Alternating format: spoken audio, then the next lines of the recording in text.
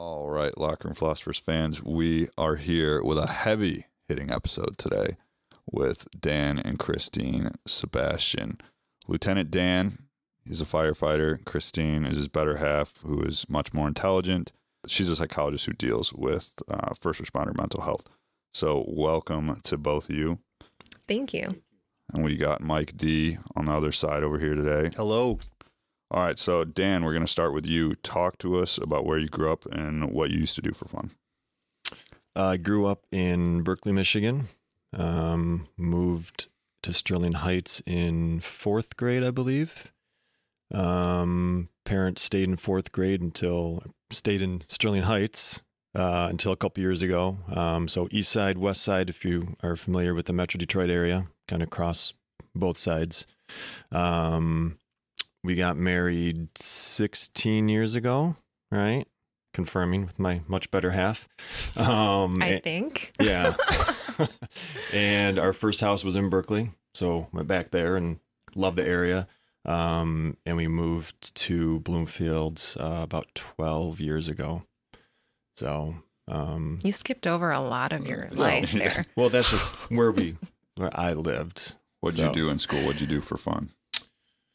What I do for fun, typical kid stuff. Ninja Turtles. I was never that big into sports. Never much of an athlete. Yeah, Ninja Turtles, and no, I never did band. I wish I did. I wish. Now looking back, I wish my parents would have pushed me more. I wish I would have tried it and stuck with music class, whatever. And I don't want to say it's one of my life regrets that I don't play an instrument. I know it's never too late to start, but you are kind of old. Something I know I am kind of old. I am, but yeah, that's something I wish I would have gotten into, because I love music. It's always on. It's always always in the background, and but maybe one day. Which instrument would you play, or would you want to learn? Guitar, probably guitar or drums. Yeah, either one. So. Yeah, always been a fan of that. Just haven't pursued it. So okay, that's on me. And then, so you started in EMS, right? What got you into that? Yeah, so I always knew that I couldn't do a normal 40-hour job Monday through Friday, sit at a desk. That's not me. That's just not how I'm wired. I went to Wayne State after high school. Didn't know what I wanted to do. I actually went there on academic scholarship, and so free ride, 4-year degree, whatever you want. I'm like, they have nothing that I want. I was all ready to transfer to Central Michigan, and then 9/11 hit, and that really affected me. And I'm like, I either want to go military or firefighter. Saw what those guys were doing down there. I'm like, if I could go there to help, I'm there. If somebody would have said, hey, let's go to the recruiting office and join the military, I would have gone. So obviously went the fire route. I took 2 fire science classes just to see if I liked that discipline, if you will. Met some guys, liked it. Went into EMT basic. Met some guys there that are still good friends of mine today. From EMT basic, I got a job with the private ambulance service, so some road experience. Private EMS sucks. Anyone that does it will tell you it sucks. But it's unless you're with a company that runs 911 calls, you're essentially running people from the hospital back to their house, or running transports from a nursing home to a dialysis center. There's no life-saving. There's nothing exciting. There's nothing fun about it. Is it helping people? Absolutely. But it's just like any job, it gets mundane, it gets old, right? So, most people don't stick to private EMS for very long. Otherwise you are just miserable. The burnout is just, you're miserable. So I did that for about 1.5 years while I did fire academy and paramedic. I did the fire academy with some of the guys from EMT basic. That was the best 10 weeks of my life. They tell you, oh, you're going to be studying every day. You're going to be, physically and mentally beat down, blah, blah, blah. Then you get into it and you're like, this really isn't that difficult. Like the book work, it's there, but it's not that impossible. And the physical work is just fun. You're just, you get these drill days, you're on the fire ground all day, just doing firefighter stuff, and it's fun. Putting wet stuff on hot stuff. That's it. It's that simple. Yeah. Sounds pretty complicated. Yeah. Right. But then on the weekends, we just partied hard. Like that was college for us. Like one of my buddies had a condo with his girlfriend, and every weekend we partied hard. So it was the best 10 weeks of my life. Is the fire academy it's Monday through Friday? Yeah. Full time, Yep. right? Okay. Yeah. They have, I went through Macomb Community College, and they have a night academy too. It's like twice a week and every weekend, something like that. I don't know exactly, but that's for guys that are working full time. They can still get it done too. But yeah, I did the full time 10 weeks. So you were just working part time at the private EMS? I wasn't even working at all during the academy. Oh, okay. No, I was still living at home with my parents and didn't really need to work, just focused on the academy. Okay. So where were you on 9/11, and what was it about that struck you? I was at Wayne State. I was sitting in class, and this is the time of pagers, and God, so this was like the 70s. Yeah, exactly. How old were you then? Were you even around on 9/11? I was 6 years old. Okay. All right. So I'm sitting in class at Wayne State, and what was it? It was a sociology class, and somebody, a couple pagers and cell phones go off, and someone says, "Oh, the Twin Towers were just hit by an airplane." And the professor's like, "Okay, anyway, we're going to go on with the lecture, And I'm thinking like, well, those buildings get hit sometimes by planes, like no big deal. And then a few minutes later, someone was like, the Pentagon was just hit by an airplane. Like, oh shit, that's bad. Like something's going on. So that's when the professor was like, all right, everybody go home. So, everyone went home, like around the country, probably whatever they were doing, went home. And, so yeah, kind of went from there. But, yeah, I did paramedic program was 1 year, and I did my clinical work for the paramedic program with the fire department I'm currently with. And, I treated that like a 3-month interview essentially, and got my license and tested well and got hired. So, and I've been there for January will be 19 years. Yeah, I know. I'm one of the old guys around there. So, yeah. So you were never even mildly tempted to be a cop? Not once. Not for a single minute. No. What was it that drew you to the fire service? Like, what was it that kind of sold you on it? I mean, the easy answer is helping people, right? And that is a big part of it. But like I said, I couldn't do a 9-to-5 office job. That just wasn't me. I know I had to do something physical, something with deeper meaning, and that definitely checks all the boxes. And once I got into it, I'm like, I love this. I mean, when I was doing my clinical work, my paramedic work, I was working with the firefighters essentially and just seeing what they were doing.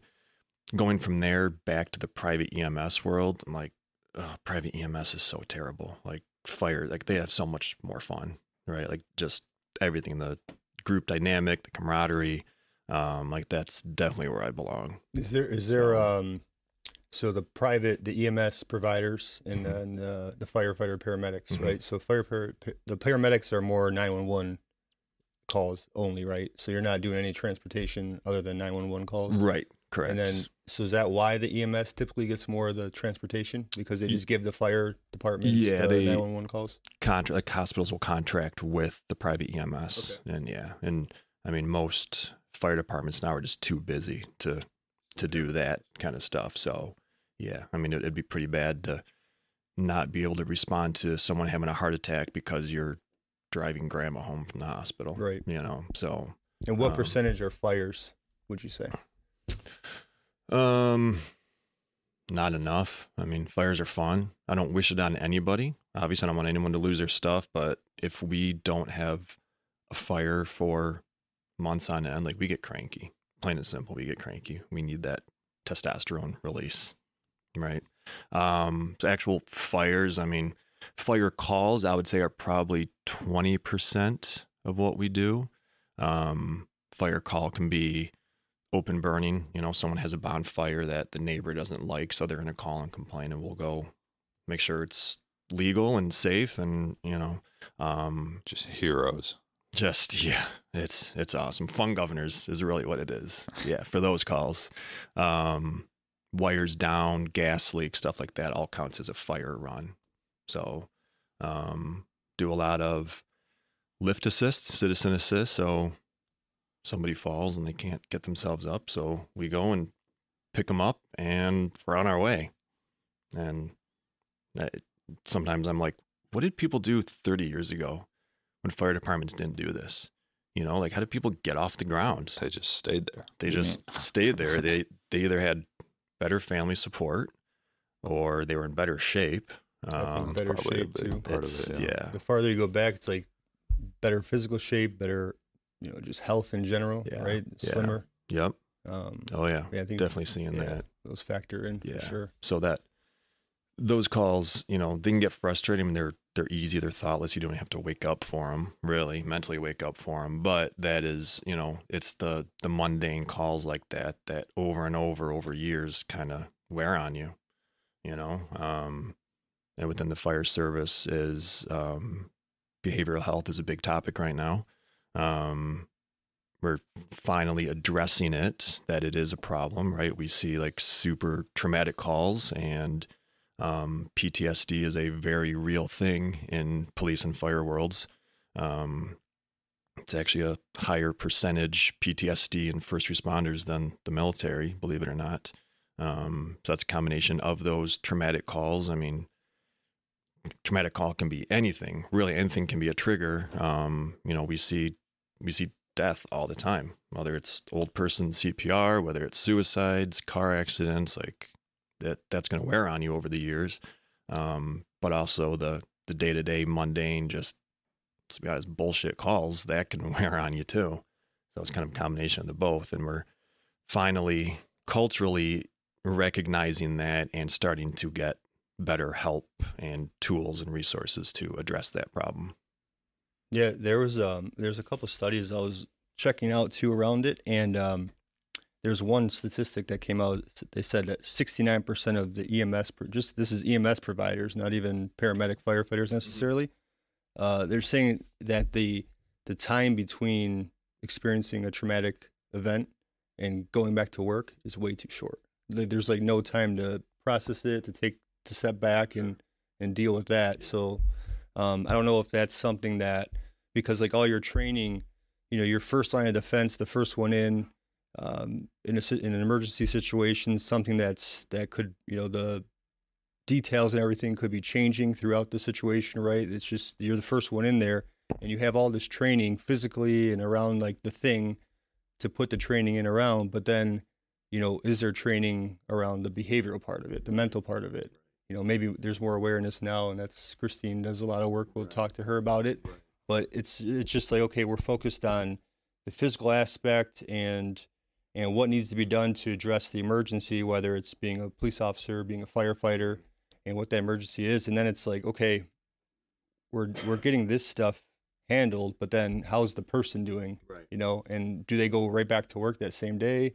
Do they offer you, depending on the situation, do they say, hey, whoever wants to take, leave, take some time off? And then if you do, there's also reports, in that, with firefighters, with police officers, with EMS, the stigma around taking a step back, taking a mental day or taking time for your own, mental health. Is that stigma still there, or is it getting better? It's getting a lot better. So probably 4 or 5 years ago, I went through peer support training with another guy to, finally recognize that, hey, this is a problem, everything that you just spoke to.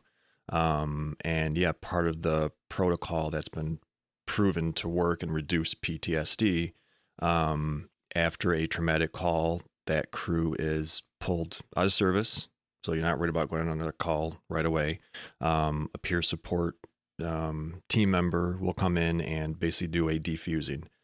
Be a simple 10-minute conversation of just acknowledging like, hey, that sucked, right? That call was out of the ordinary. That really sucked. And, you're going to feel some emotions that, you may not be ready for, or, you know, a whole range of emotions, and that's okay. That's normal, right? We're human beings. We have feelings. And then we talk about just what'd you do? This isn't a critique. This isn't a, you know, oh, we should have done this better and you did this wrong. It's just, this is what I saw. This is what I did. Because you and I could be working on the same thing right next to each other. I picked up something you didn't, guaranteed. So I'm going to say something or make an observation. You'd be like, oh, I didn't know that that happened. So you're going to learn from it, right?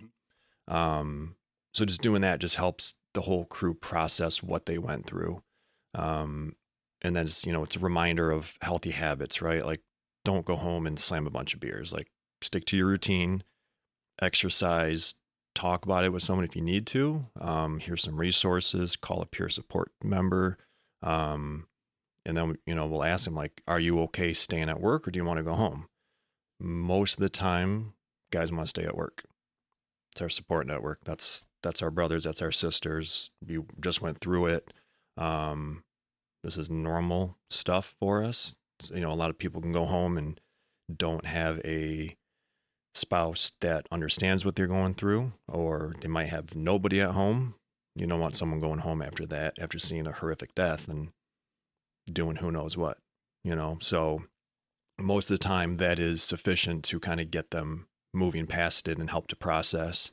And then a couple days later, we'll do a more formal debriefing with a therapist and another peer support person.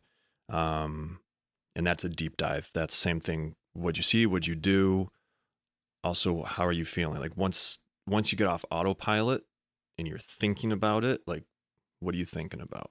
Because like you said, you go to your training, you go to your, you know, what you're trained to do, and just autopilot, we're going to do A, B, and C. At some point that turns off and the human factor kicks in. And that's in the debriefing, you know, helps you process even further to kind of get past it. So, yeah, so that's finally part of the process. Our department specifically, we need a refresher on that. We need better training, and I'm working on that to bring that to everyone to make sure it's handled properly. So, all right. So before we dive a little deeper into the mental health part, on the rare occasion that you are actually at work, what is daily life like as a firefighter? The rare occasion, man, the jealousy in you is so strong. For reference, this guy works like 6 days a month. That's if I take like 2 days off. No, we work 10 to 11 days a month. They're 24-hour shifts. So if you want to get technical, I work, so 8 a.m. to 8 a.m. I work 16 hours one day and I work 8 hours the next day. We're getting technical. But you're asleep for 8 of those hours. On a good day. On a good day. Yeah. But yeah, what's the day-to-day like? A lot of people have a misconception as to what a firefighter does. Yep. So 8 a.m. to 8 a.m., right? So you start the day, you check out your truck. Your rig, if you will. The rig, as you like to call it, yes. There we go. Your rig, your gear, all that. Make sure everything's ready to go, work in order. Excuse me. The most important decision of the day is who's cooking and what are we eating, right? Like, everyone says, oh, firefighters are great cooks. Yeah, most of us are. There's a couple of guys that we don't really like cooking, but it's pizza night that night. It might be carry out. Hey, there's nothing wrong with carry out once in a while. Yeah. So everyone throws in $20 a day and we go shopping. We make lunch and dinner. Every day other than weekends, we're training. We're doing either EMS training. We have a relationship with St. John, Detroit. So their ER residents come in and will train us on EMS stuff. Or we do something fire related, whether that's advancing hose line or drafting or forcible entry, whatever. There's some kind of training every day. There's house duties. We vacuum, we mop, we, take out the garbage, everything. It's home away from home, right? Like, the fire station is home, really. So if we're not going on calls or cooking, then we can chill. We have a pretty good gym setup. Most guys will work out, every day, whether it's cardio, lifting weights, whatever. Otherwise, it's chill time. Guys will read. Guys will watch a movie. We are busy enough that if you're on the ambulance, you're not going to get a full night's sleep, guaranteed. So if you want to take a nap, take a nap. Sleep's important, right? So take a nap, no problem. And then hopefully you sleep at night. Probably not. But in the morning, it's, make a pot of coffee into the dishwasher, clean up for the oncoming crew, and go home. So that's so. What's the day. Career progression like? You're a probie, and then you start off on the ambulance and then move up, or how does that work? Yep. So my department is seniority based. So you start on the ambulance. After that, you become a driver of the fire truck. Your only job is driver engineer. You're driving to the fire. You got to know, obviously, how to get there first. And then you're working the pump panel, making sure you're getting the right water in the right spot. That position is also, on a car accident, you're getting all the tools, you're doing cleanup. It's, they say it's the best job in the department because you don't have many decisions to make. You're on autopilot a lot. It is the best position. It's the easiest until it's not. When you pull up on a fire, it's ripping, and the guys are at the door with the hose line looking at you to get them water. You better know what you're doing and get them water now, right? So, so from there you go to lieutenant. So you're the boss on the fire engine. On any scene, whether it's medical or fire, you're the boss. You have final say. And then from there is battalion chief. Only one battalion chief per shift. You are the dad of the department that day, as we say. If there's a fire, the battalion chief is the quarterback. He's essentially calling the shots from the outside. And, that's also an admin role. You're doing payroll, you're doing scheduling, you're doing a lot of paperwork too. So that's the progression. My department. Other departments, a little bit different. They might have a rotation with ambulance and fire engine and whatnot, but that's city specific, really. So, who deals with the HR role of the fire department? Like, who deals with the problems, drama, potential drama? Everybody. Everybody. Yeah. The union is a big part of it. We have a strong union at my department, and they, deal with a lot of problems as necessary if it, comes to contractual stuff. Otherwise it's the chief, really. The chief is the liaison to the city and city manager, and they, deal with any discipline and stuff like that. When it goes up, you try to figure it out in-house. Yeah. And hopefully it doesn't have to get escalated up. Exactly. Right. There's a grievance procedure and steps, and hopefully you can deal with it in-house, and so. What have you learned about yourself, or what have you seen change through your almost 19 years of service? Good question. I've noticed how people react in emergencies, and panicking is always the worst reaction, right? Like, whatever the problem is, stay calm. As was it? Jocko said, take a deep breath, look around and make a decision. Like, that simple advice is so true. So I feel like I've really improved on that. Just don't overreact to little stuff. Just, we'll get through it. Whatever it is, we'll get through it. We always do. We'll find a solution, and may not be the best solution, but we'll figure it out from there. Okay. And then how has your outlook on life changed since becoming a firefighter? Because this is pretty much the majority of your life at this point. Sure. You're over 40, so I am. It's not quite half, but it's a good portion, It's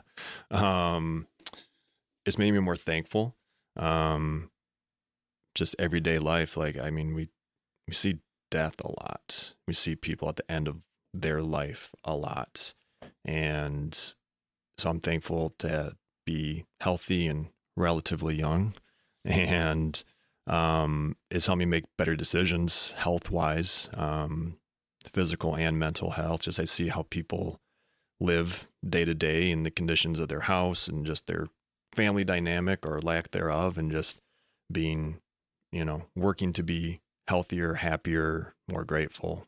Definitely puts things into perspective when you see people that, in my opinion, are not making the right choices. So it's helped me kind of focus in that way.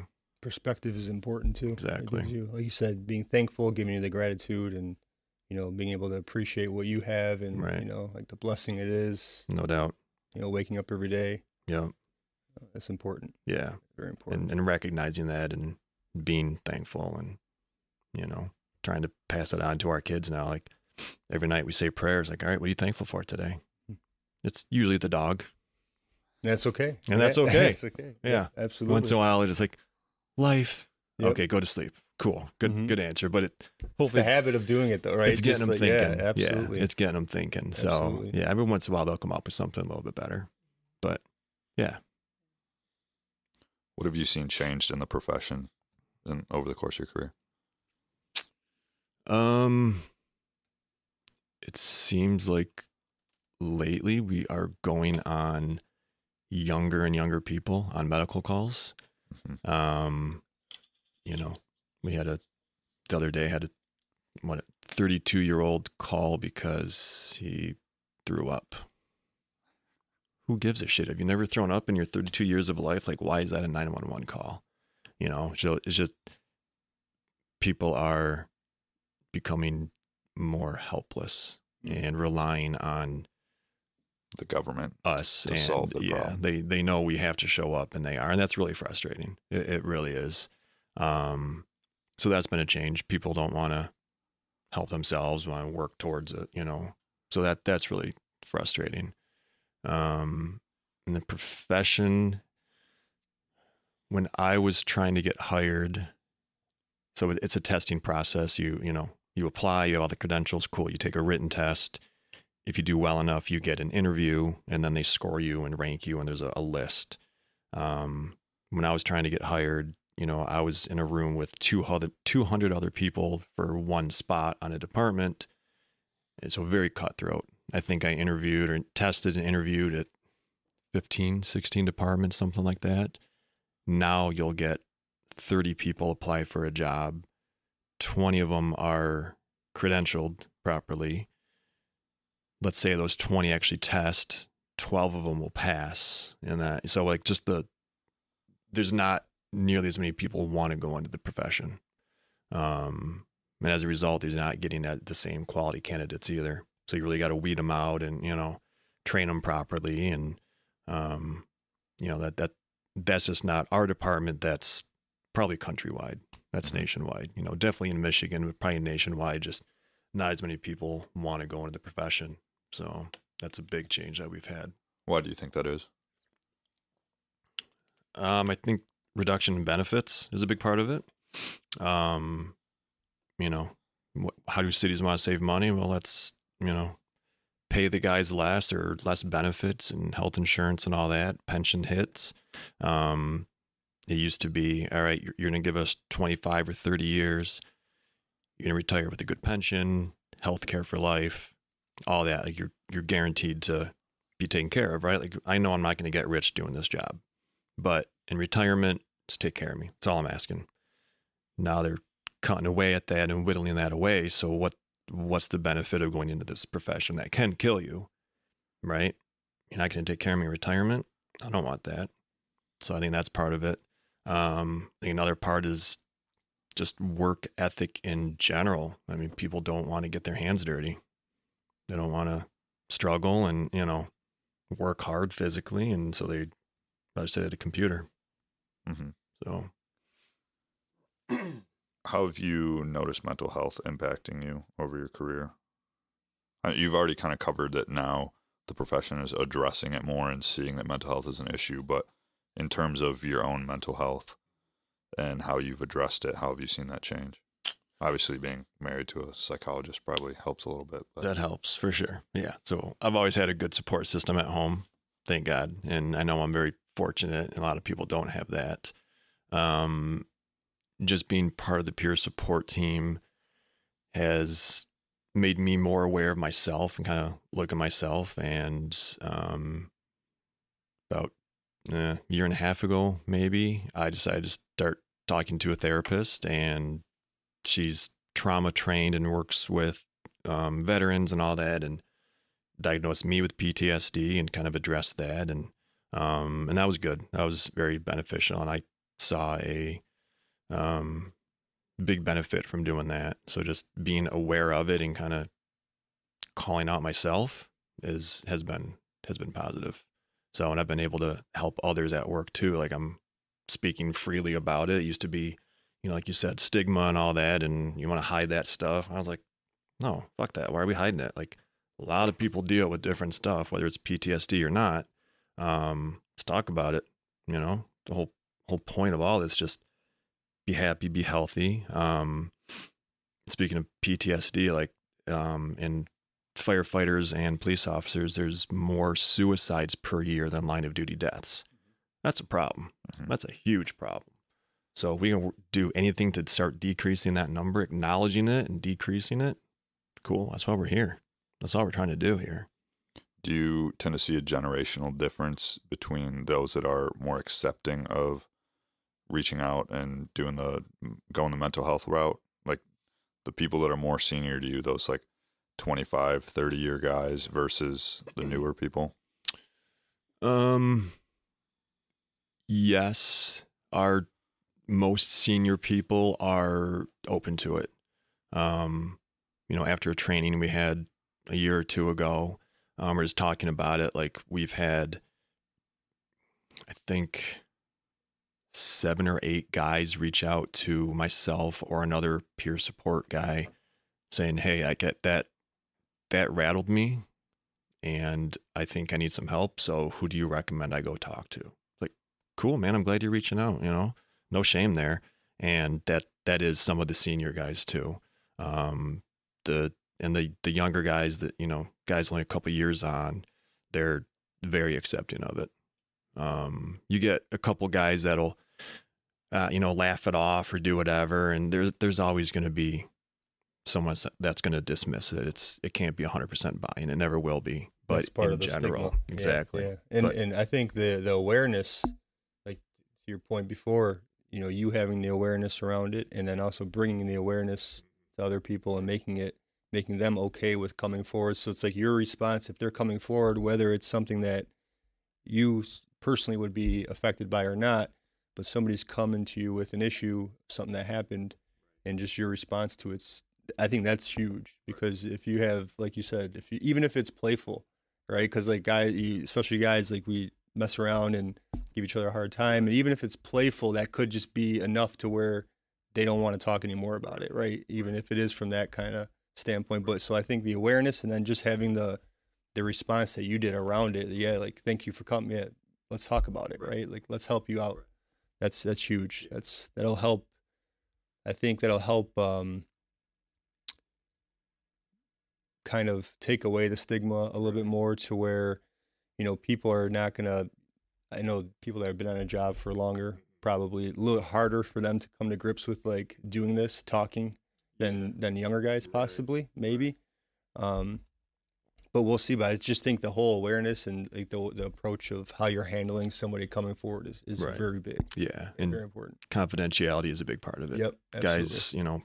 Guys are very private and want to remain that way. And that's cool. And we want to respect that. And, there's actually laws in place. If someone comes to us, like we can't break confidentiality, and we won't. I won't. I want to have your trust 100% of the way. So this is staying between us. That's it. So what do you think the role of a spouse is in supporting a first responder, somebody suffering with mental health issues related to their profession? Yeah. Having a strong spouse is very important, very beneficial. Let me back up. Is the firefighter divorce rate over like 50% like it is for cops? I don't know. Okay. I mean, I don't divorce know. rate in general is probably like. Well, yeah, Right, it's pretty yeah. reflective of society. Yeah. It's lower than it is for law enforcement, but I think it might still be higher than the general population. I'd have to check it. But Okay. Yeah. I don't know those numbers. I know like our department in general has been, we've even commented like, man, the cops have so many divorces, and you just hear all these stories, and it's like, we have better family dynamic and, better you're barely at marriages, work, it seems. And yeah, but being away is also good too. Everyone loves their alone time. You love it when I'm at work. It's part of what's held our relationship together Seriously, this and long. a lot of fire relationships will say that, and there's no shame there, you know. But in yeah. terms of the support that she's provided you, or Yeah. that you've heard from other firefighters, and in terms of their relationship with their spouse and the support, Yeah. how does that kind of relate? Like I said, I'm very lucky having my better half here, because she is very supportive and understanding, and I know some guys don't have that. They go home and, you know, end of a shift, especially if you're, you know, sleep deprived, you just want to go home and chill, just decompress, just come down from whatever. And some spouses may, you know, have the honey-do list and you got to do this, and just not be understanding. And I am very lucky that if I have a shit night, you're going to be like, go take a nap, go for it. What That's you need. what are some of the things that you like to do to decompress after a shift? Now I like to go home, drink a cup of coffee, and read, sometimes journal. I need to get better at that, but just kind of chill. If I don't need to sleep, I very rarely do I actually take a nap the next day. I'll just go to bed earlier that night. But working out's a big part of it. Jiu-jitsu is a big part of it. I don't even want to say get the anger out there, but just moving and struggling and sweating it out has been big. Like if I miss a week, like I think I get cranky. I don't know. You can probably confirm. I'm like, I just need to go. Yeah, can confirm. Yes. Yeah. I need to go struggle it out, you know. You need to go strangle somebody. Yeah. Even if I get strangled in the process, like, hey, get comfortable being uncomfortable, you know. So yeah, those are the, you know, the day-to-day stuff what I like to do. So What would you say to somebody that's newer in their career, a probie, if you will? mm-hmm. What would you kind of direct them to do, or kind of advice that you would provide them besides the mental health part? Advice for the career specifically? Yeah. So somebody that's, you know, early in their career that wants to be one of those 20, 25-year guys, Yeah. what would you advise them to do? Outwork everybody else. Just don't be lazy. You know, work hard enough that even on probation where you're expected to do more, work hard enough and be hungry enough to learn the job that guys have to tell you, hey, sit down. You're good. Like, take it easy, you know, like have that drive, have that push. As far as the mental health aspect, just acknowledging it. Just like, yeah, you're going to see some shitty things like that nobody should have to see. Right. And acknowledge that and, you know, kind of train them up on that. You know, like your question before about generational and the older guys accepting of all this stuff. I was, 6 months on the job maybe, and I had my first SIDS call. And I remember calling Christine at 2 a.m. just crying. I'm like, this fucking sucked. Like, and guys then were just like, suck it up. What's a SIDS call? Sudden infant death. So we did CPR on like a 2-month-old. Sudden infant death? Yeah. Yeah. So CPR on a 2-month-old, and, you know, distraught family and parents, obviously, and just whole range of emotions. And, you know, the baby ended up dying, and, you know, that's a shitty call. For anybody, any age, no matter how much experience, like nobody wants to see that or deal with that. And we didn't talk about it after the fact. We didn't even acknowledge it, really, you know. And I just called my girlfriend, who had, you know, specialized training in this at all. But I'm just like, just talk to me. Just need to hear something positive, you know. And she was there for me and you know, helped me through it. But now today we would do that defusing, do that debriefing on calls like that. So, you know, it's getting better in that regard.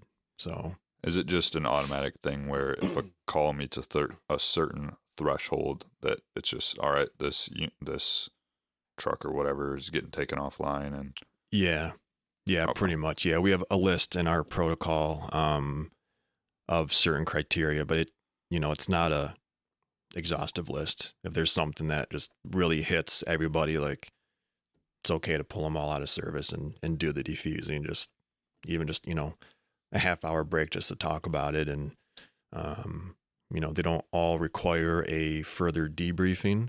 But yeah, there is a list of certain criteria that would trigger that. Is that something where anybody, no matter what their rank or whatever is, could make that call, or does it need to be like at a lieutenant or battalion chief level to make that decision? Anyone can make that call. Now, whether guys are comfortable making that call, that comes down to the person. Mm-hmm. But yeah, it's really up to the company officer to recognize that, or if we just hear about it, if anybody on the peer support team hears about this bad call, like check in, call the battalion chief, like, hey, I need some details, like, talk to that crew and check in on them and, go from there. Okay.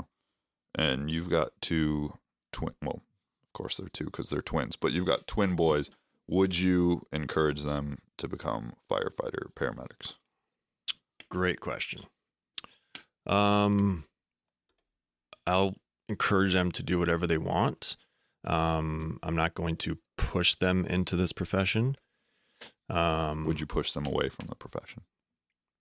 No, I would not.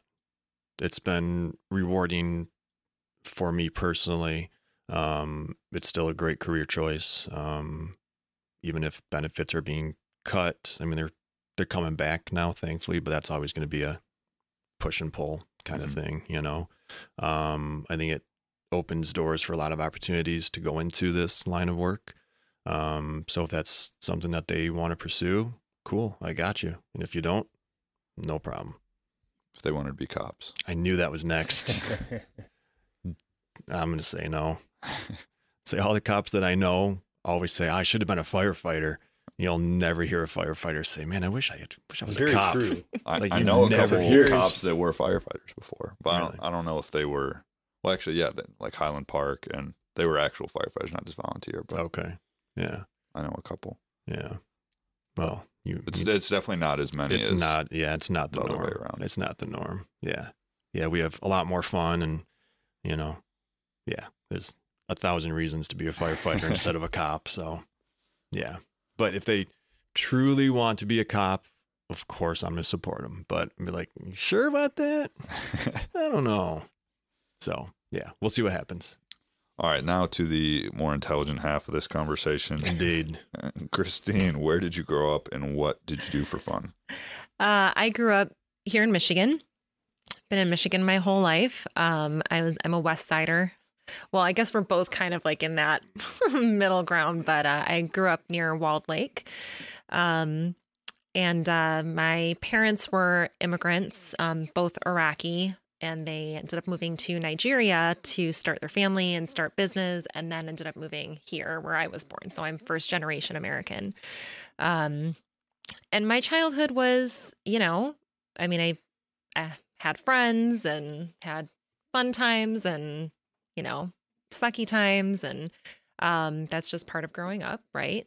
I switched to private schools for high school, so I didn't have exactly the same experience as a lot of my friends that I grew up with. So I think I really learned how to adapt to change, and I learned how to build relationships really quickly. And I think that's part of what has kind of led me into wanting to work with people, is just that, I'm always very curious about people. So, also growing up, another thing that I think kind of contributed to leading me down this path is, I had family members who struggled with addiction. And so growing up in that environment and witnessing that firsthand, just the suffering and destruction that can cause all around, had a profound impact on me. So that's something that I actually, when I started going into, training for mental health, I wanted to work in addiction. I wanted to work in substance abuse. And I realized that I was not ready for that. I was like, this is something that I'm going to come across in my life and in my career, but I was not ready to just do a deep dive into that, type of mental health concern, just because of my own history and things I had to work through. So, but in general, didn't realize that I wanted to be a therapist until much later in my life, of course. But, I played sports, I did art, I did music. I really just did whatever my friends were doing that I wanted to hang out with my friends. So, growing up in an immigrant family, I was not allowed to do a lot of sleepovers. I wasn't allowed to I was under a pretty strong thumb. And that's pretty typical, being the youngest girl in the family. So yeah, I really tried to take as many opportunities as I could to get involved in things like school clubs and things like that, just to, have some fun and spend time with my friends. So, but as he said, he was never much of an athlete. I was not much of an athlete either. If I was in a sport, 100% it was to hang out with my friends. So, I didn't really get interested in working out for just the sake of doing something athletic until I was probably in my 20s, maybe around the time that we were starting to date or got married. So yeah, other than that, I just really kind of got myself into everything. So, what subjects were you into in school? Were you always kind of science-based or? No, I was very much, literature, writing, reading, creative, type subjects. I was a very, creativity and kind of language focused student. Okay. I hated math. And so when I hear my kids complain about math, I'm like, dude, I get it. Like, I know I'm not going to tell you have to like this, but you do have to get through it. So yeah, that's something that I actually use in my work a lot too. I think language that we use is really important. Language we use about ourselves, language we use about our circumstances, our careers, and things like that. So yeah, that's been, kind of a stable interest for me throughout my life. Okay. And so what had you going down the psychology route? I know you said there was substance abuse and whatnot in your family, but what made you pull the trigger and say, all right, I'm going to go be a psychologist? I was always really interested in the idea of psychology. And then I took an AP course in high school that was like an intro to psychology class. And I was like, yeah, this is pretty awesome. And even, if anyone's taken an intro to psychology class, I took the same AP class and I had the exact opposite. Exactly. It's like weeding people out, right? Mm-hmm. So you're going to have the people who are like nerding out, like, this is awesome. Like, I love all this philosophy. I love all these theories. Freud knows my life. Yeah. Exactly. Because that's what it is, an intro, right? You're learning about theories, you're learning about, history of psychology, things like that. You're not really getting into anything clinical. So for us nerds who really liked that, we pursued it. And for everyone else, it's like, okay, this isn't exactly what I thought it was, and goes in a different direction, like law enforcement or any number of things. But that's what got me down that path. And then once I went to, university, I was pretty focused on studying psychology, and then got stats thrown in my face, and I was like, I don't think I want to do this anymore. So I switched gears. I changed my major a few different times, and then I ended up going back to psychology because I was like, this is what I like learning about. I don't know if I want to do this as a career, but this is interesting to me. I like these classes. And then I graduated and didn't do psychology. I actually worked in automotive for a couple of years, and I worked for a marketing company that works for GM. I think things have switched around in terms of marketing and automotive now. I think there's been some mergers, and obviously in the last 20 some years, there's been a lot of changes. But I was actually, the call that Dan's talking about, I was in Vegas for work at a conference for work. So it was a fun job. It was, felt very glamorous at the time. I'm traveling for work. I'm doing these big like dealer parties and these events and, wearing the cute suits and all that good stuff. But I started kind of looking around at the other people I was working with, and this one had just gotten out of the hospital for like, something related to hypertension or some other kind of stress related, issue. And everybody's just strung out all the time. And I was like, that's going to be my future. It's like the more responsibility I gain in this field, that's where I'm going to be at. And some people were really good at handling that, but the meaning for me was not enough to continue. And I mean, joking about like, working quote unquote in Vegas. I mean, we were up from like 3 a.m. until maybe like 1 a.m. the next day, just, preparing for stuff and putting on these shows, looking at tracking down our clients and things like that. And all kinds of production things for videos and things like that we were doing. And I was like, this is all really, really cool, but I just had something kind of nagging at me that this is not going to feel fulfilling for me for the long term. So that's when we had a conversation about me leaving my job and pursuing a different career. And that was really kind of the tipping point for me. Were you guys already married when you made that decision, or? Yeah. Okay. Yes. Yep. I think we were married like 6 months to a year before we started having that conversation. Yeah. And so what's the process like at that point? 'Cause what was your major, and then did that major translate into you doing anything with psychology, or did you have to redo everything? Yeah. No, good question. Actually, I did end up going back. I graduated with a psychology major in my undergrad. And then I wasn't happy with some of my grades in certain courses. And these were like prerequisite courses that I was never going to be good at, like economics and things like that, but just to kind of bring my GPA up. So I took a few classes at Oakland Community College. And then I started applying to programs for my master's in psychology. And there's it's a smaller school in Farmington Hills called the Michigan School of Psychology. And they focus strictly on clinical degrees. I knew I didn't want to do research. I knew I didn't want to be an academic per se. I didn't want to teach. I wanted to do clinical work. I wanted to do therapy. So their program was really appealing to me, and knew a couple people who went through the program. So I started with that and worked for probably about 8 years as a therapist in different settings. So I worked in kind of a general mental health clinic, working with a range of different ages, worked with families, children, adolescents, adults, doing groups and things like that, and individual therapy. And then I moved to a hospital setting, working in a weight control center. So I was working with people who were going through a medical weight loss program, and also people pursuing bariatric surgery. So again, running groups there, kind of working with people on behavioral lifestyle change and things like that. But it was interesting because there was a lot of trauma buried in that too. So a lot of people would come in pursuing maybe bariatric surgery or medical weight loss, but after we got deeper into therapy, we'd find out that there was abuse in their past. There was something that really kind of led them to want to shrink away and kind of hide behind their bodies in a way and not want attention. So yeah, that kind of, that mixture of working in a health, related medical kind of setting, and also being able to practice psychology was really appealing to me. So that's where I kind of fell in love with health psychology, which is where we're really kind of fusing mental and physical health, which really, I'm not going to get on that soapbox right now, but it's really the same. It's just that our modern medical field has really kind of tried to separate that.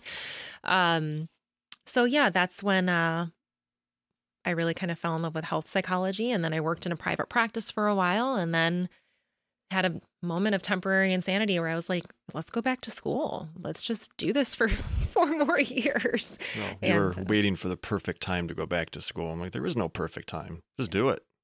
The longer you wait, the harder it's going to be. Let's just go for it. Yeah. So, well, speaking of spouse support, Dan was right on board. He's like, yeah, let's do it. We'll figure it out. And I was like, wow, you took that a lot better than I thought you would.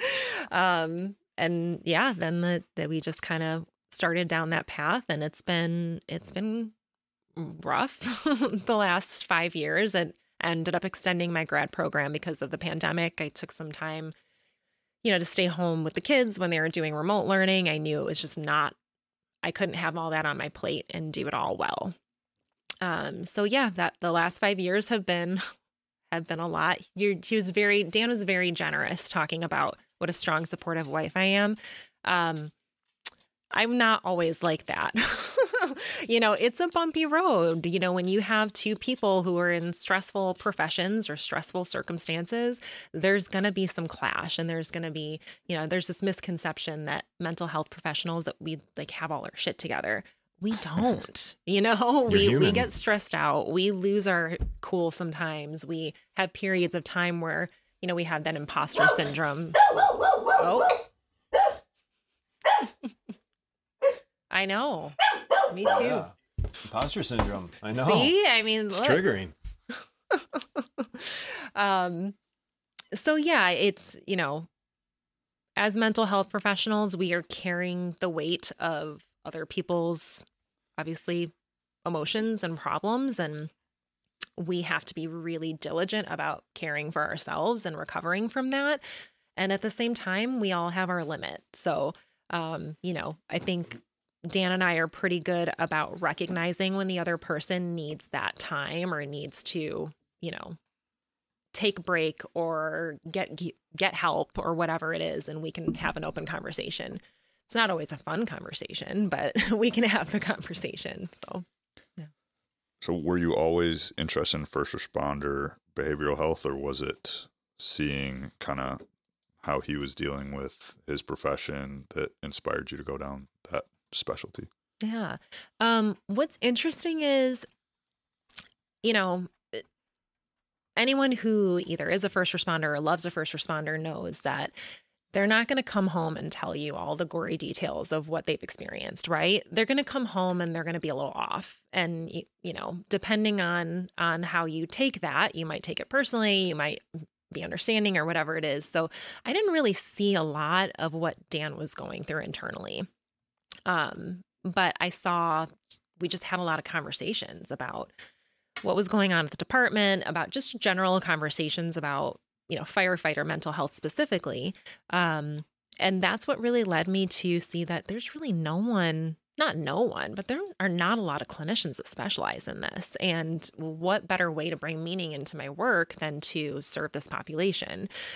So that's really what kind of led me down that path. And so I told my employer at the time when I was in a private practice that I have this interest. And so she started referring first responders to me. And I was like, I love this because I feel like I can offer something that maybe a clinician who's not a part of that community can offer, just being a part of the firefighter family and having a little bit of a deeper understanding of what first responders go through. But one thing I've always been really adamant about is not trying to convince my patients that I know what they're going through, because I can't know what they're going through, right? But just being in a position to educate myself enough about, some of the best interventions, some of the trends in terms of, first responder mental health, and to just kind of put myself in that role of being a mental health expert and not being a first responder expert necessarily. Because that can definitely have the opposite effect. If I sit down, I'm like, oh, I know exactly what you mean. I know what you're going through. No, I don't know what you're going through. Yeah. Right. But I want to help you be able to express that and put some language to what you're going through so we can figure it out. So yeah, it wasn't an immediate thing. I didn't always want to focus on first responders, but just through the conversations that we were having, it just felt like there was a real need. So I felt pulled towards that. Now, is there, so to spouses that have a first responder as a husband or wife, now dealing with like your approach to, okay, I don't know what you're going through, but how would you suggest one approach that conversation? Like, how do you, as a spouse? Yes. Yeah. Like, how do you get them to open up without kind of prying it out of them and making them feel like you have a comfortable space to share, talk about what you want? Is there like a progression that you kind of let them talk and share what they want, and then you ask engaging questions, or is there some kind of way that you kind of handle that dynamic? I think the first thing that has to happen is and not just spouses, other family members too, for loved ones to understand that they are not going to be the end all be all for their partner. You're not going to get all the information, right? The goal should not necessarily be to get them to open up, but maybe to have the conversation about, what do you need right now? There is a reason that first responders don't come home and share everything with their spouses and their family members, right? With that said, it can be helpful, right? To just say like, I had a really shitty call. I don't want to talk about it, but I just want you to know, that this is where I'm at. So for spouses, what I really, really strongly encourage is to just adjust expectations, to just start having conversations about, how can you communicate to me that you've had a rough shift or a rough call, even if you're not ready to talk about it? Because we can take things personally, right? On both sides. So if your spouse comes home, no matter what your profession is, and they're in a shit mood and don't want to talk to you and don't say why, automatically it's like, what did I do? What's, how did I contribute to this? Or maybe there's something else going on, are they thinking about someone else? Or are they, whatever kind of insecurities we have are all going to bubble to the surface.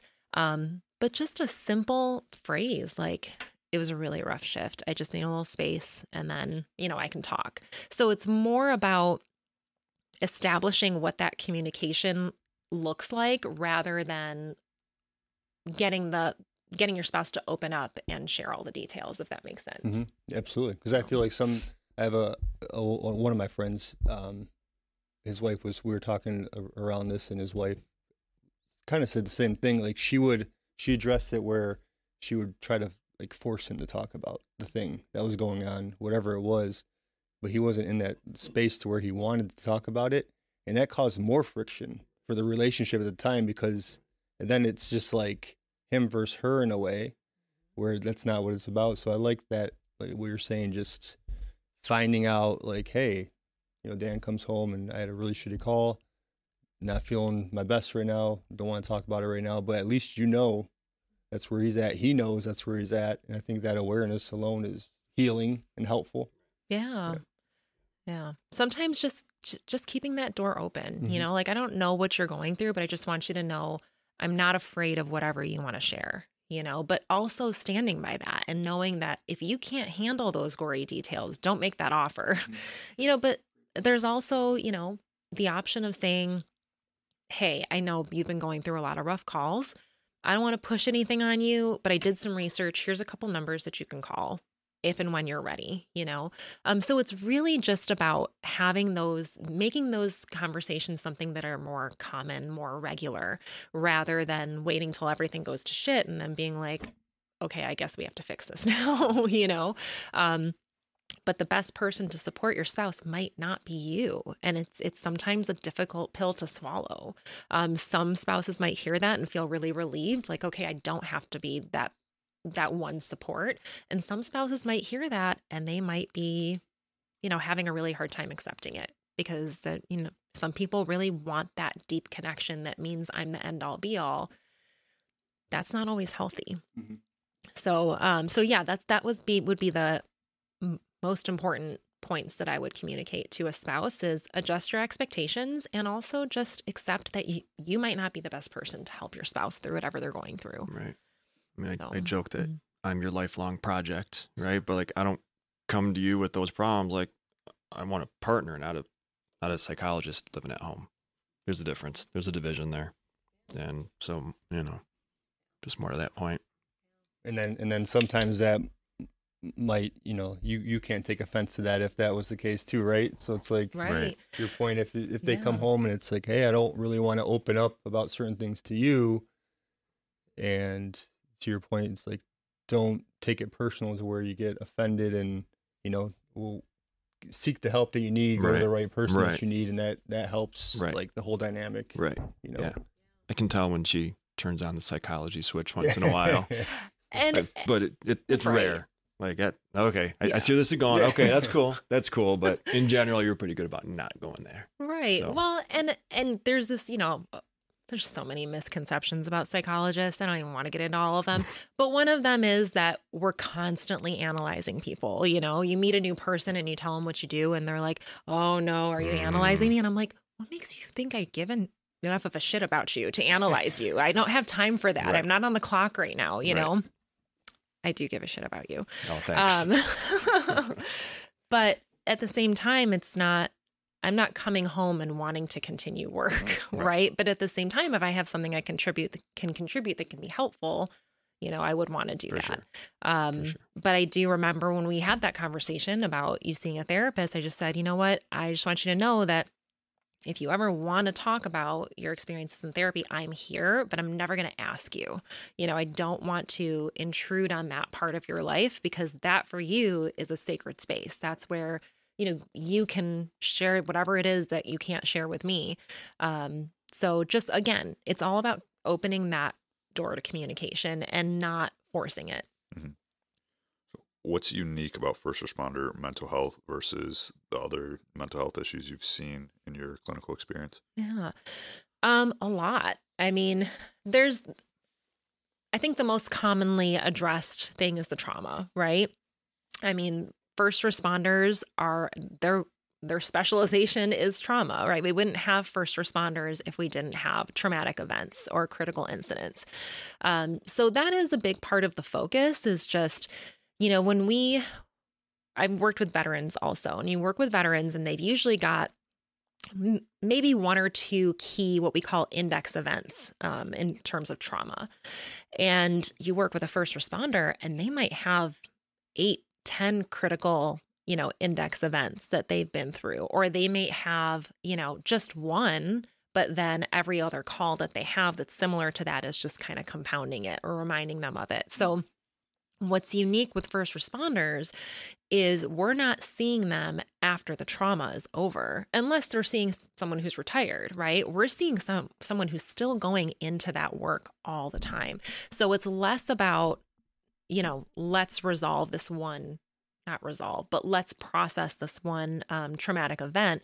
And it's more about how can we process this and get you to a healthy place where you now know how to deal with this moving forward. And it's never going to be, okay, you did your course of therapy, now you're good and you'll be able to handle everything fine. No, I mean, that's, life throws us curveballs all the time. So there's been a lot of research in probably the last couple of decades in terms, and really since 9/11 in terms of first responder mental health. I mean, the research goes back to like the 1960s. But after 9/11, first responders were in the spotlight as far as, their mental health and how they're, coping and, really appreciating them for what they're doing. Things have changed a little bit over the last couple of decades in terms of the general public and their perception of first responders. But it doesn't mean that the need is not there anymore just because, we've separated as a culture, as a society from really focusing on firefighter mental health or first responder mental health. It doesn't mean that it's resolved. And it's got, as Dan said, it's getting better, but there's still so much work to do. And it's because there's the stigma within the departments, but then there's also a lot of stigma outside of the departments, in terms of just, kind of you signed up for this, you knew what you're getting yourself into. That is never, ever a helpful statement to anyone. Of course we all know what we're signing up for, but I can't understand something until you've been through it. Right. I used to work with kids and I always felt like such a fraud because I was like telling parents how to parent and I've never been a parent. And, I think it's similar to working in such a specialized field.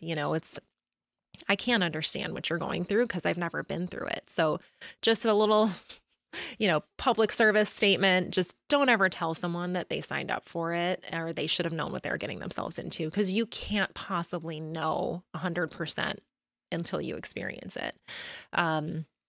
So yeah, I don't know if that answered your question. No, that did. But, then yeah. I've got a follow up here.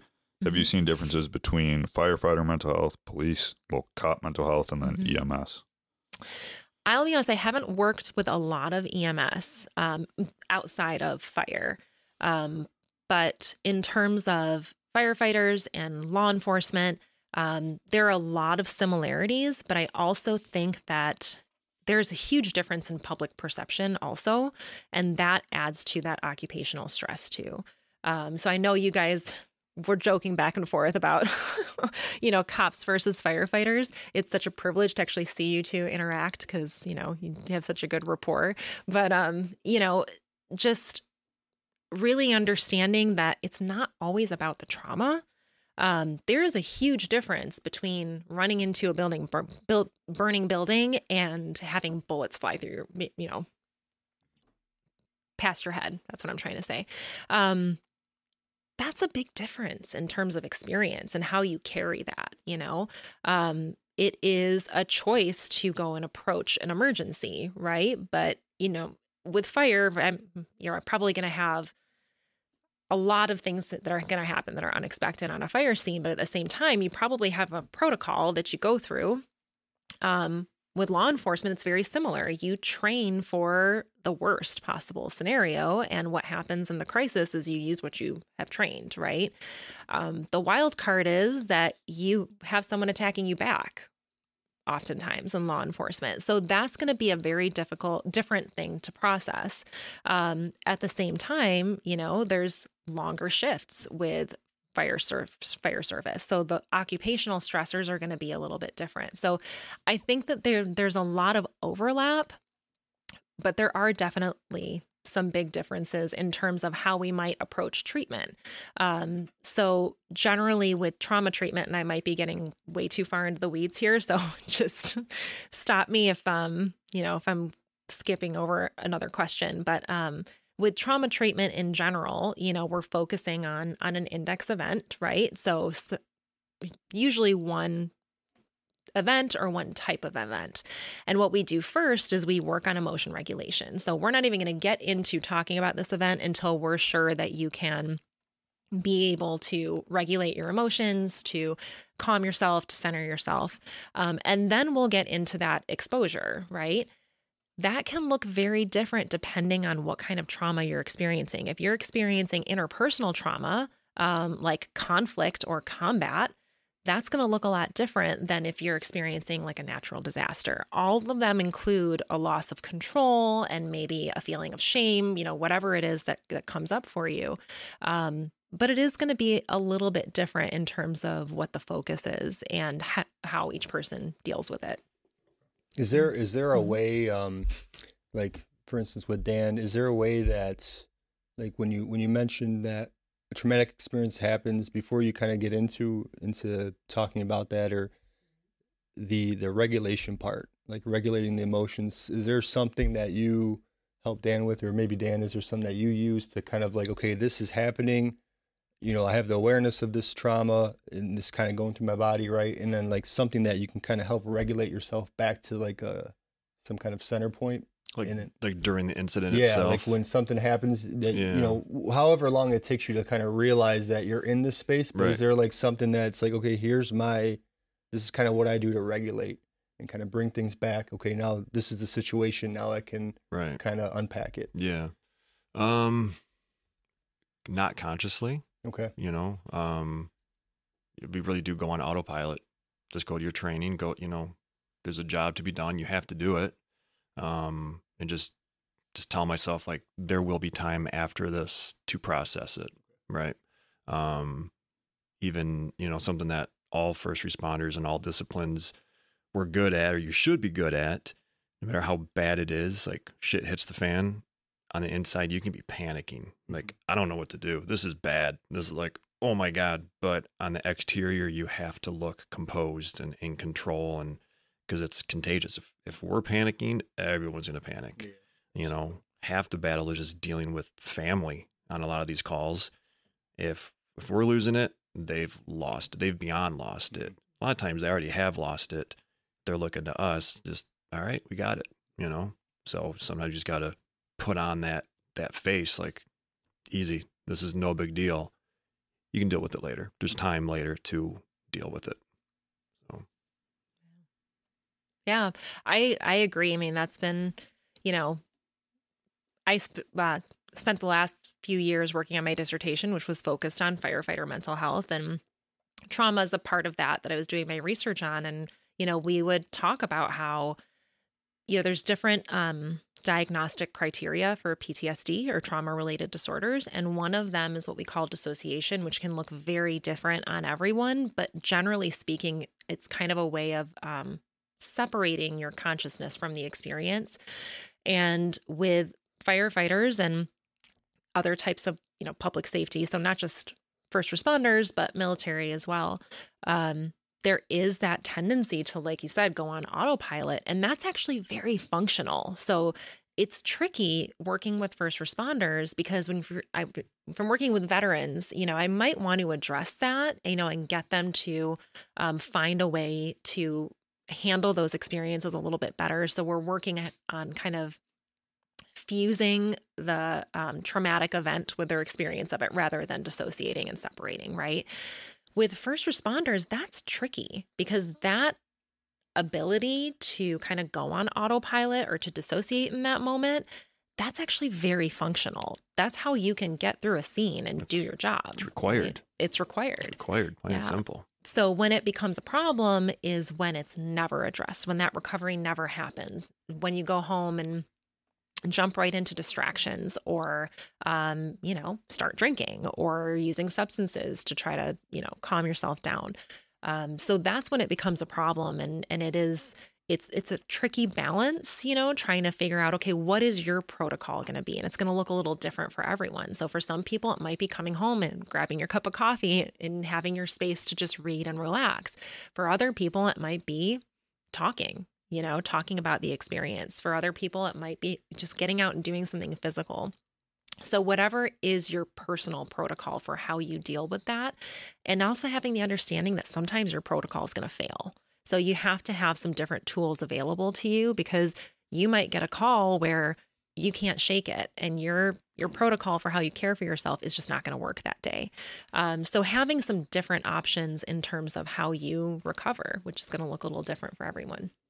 Okay, so that actually segues right into my next question, which is, what are coping mechanisms for first responders, both healthy and unhealthy? Obviously, alcoholism is rampant, and I think this is going to lead you to get on that soapbox you were talking about earlier about physical health and mental health are related, but what would you say that coping mechanisms are that you would recommend for first responders?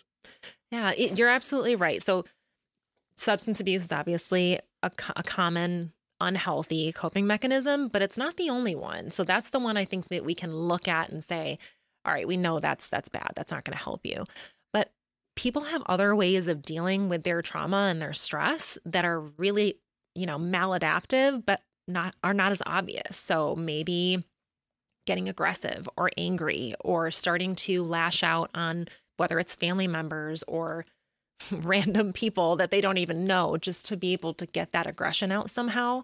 Especially with, a lot of men in general have a hard time expressing themselves, and that expression comes out through aggression. That's not always bad, but it is bad if that's coming out towards your family members, towards your loved ones, and where that starts to create conflict in relationships. So as far as coping mechanisms go, it's really not about having that one thing that works, like I was saying before, but really having access to a few different tools that you can use and having social support. So it's kind of like creating this, like I said, like this protocol for yourself or this kind of scaffolding that you can always go back to.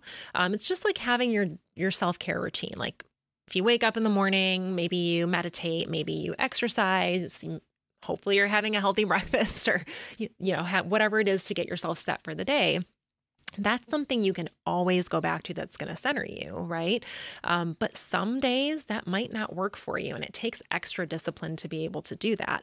So it's really just having the social support to keep you doing the healthy things that you need to do, but also having different options. So for some people, getting outside, I mean, that's been proven in the literature for everyone across the board that getting outside in nature is really healing and grounding.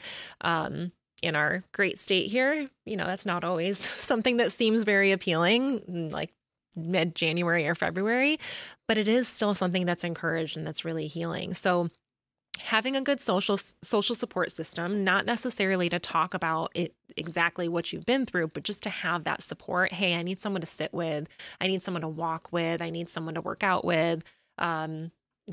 Whatever it is that you need in that moment, but having someone who is there, who understands that they're your person for that. And that might be your spouse.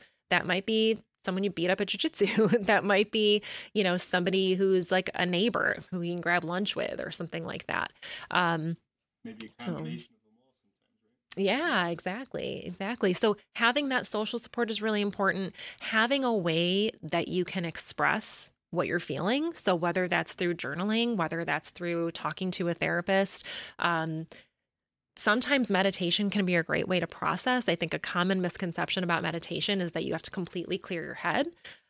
I've been teaching about mindfulness and things like that to my patients for years. I can't clear my head. I'm just going to, be honest. Like, that's not something that I feel like is adaptive to tell people they have to do. Some people can do that, but for most of us, it's more stressful to try to clear our heads. So really what mindfulness is in that respect is about allowing those thoughts to come and not react to them. So that's a more adaptive kind of thing to teach and to expect from yourself than clear your head, right? So having some way to process the feelings, and then also, you mentioned about going back to the mental and physical health. Every emotional experience that we have is related to our bodies. So if you have a thought about, some deadline you have coming up, just thinking about it, it's probably, that could be called a prediction, this might go really shitty, or, this is going to go great, whatever it is. Without the physical symptoms that come with it, you're not going to feel that anxiety, right? So anxiety is basically your body's alarm system. We talk about fight or flight. That gets thrown around a lot, and I don't know if people really understand exactly what it is. Fight or flight is not an emotional experience. It is a physical experience. It's not a mental thing. Well, it is in some ways, but it's a top to bottom, experience, a whole body experience. So sometimes I'll joke with people. I think I'm funny. I don't know if my patients think I'm funny, but sometimes I will joke with my patients and say, that your brain's inside your body, right? Like, it's actually a part of your body. It's not like over here, something that you carry around with you. Like, your brain is completely connected to every other process in your body and is actually running all the processes in your body.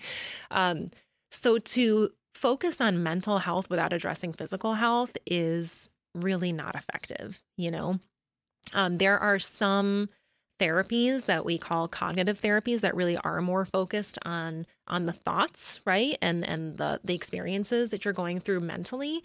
And there are some therapies that put all that aside and strictly focus on somatic experiences, on like body experiences.